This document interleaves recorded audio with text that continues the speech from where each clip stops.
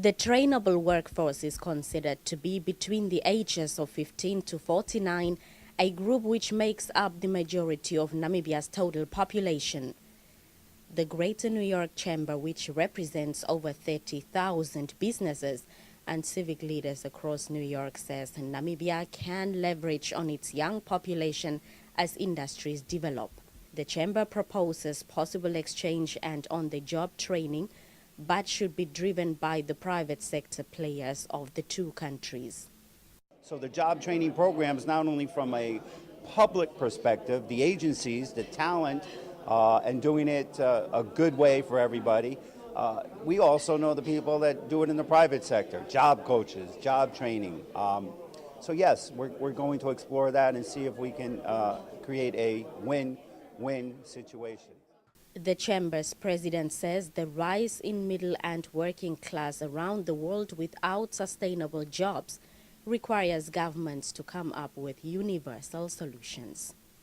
We here in New York are fighting for the working class people. We're trying to improve their standard of living. Our great president, Obama, came up with health care for all. Obamacare, as it's known across the world, so that we can improve the workforce, which improves productivity, and that's what we heard. It's all about our families, our workforce, and our friends. So we're glad that we can be here to help our friends from Namibia. Namibia has a national human resource development plan to respond to the high demand for qualified personnel.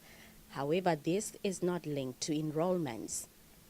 According to the University of Namibia's Pro-Vice Chancellor for Research, Innovation and Development, enrollments at institutions of higher learning must be influenced by the annual demand for skills as practiced mostly in developed countries. The reason why we do that is because we know we cannot develop the country without having specialized skill sets and high-level people and institutions that would be able to do value addition for the work and the endowments that our country has. Another approach towards closing the skills gap are the increases in enrollments for vocational education, a focal point of the social progression pillar under the Harambee Prosperity Plan.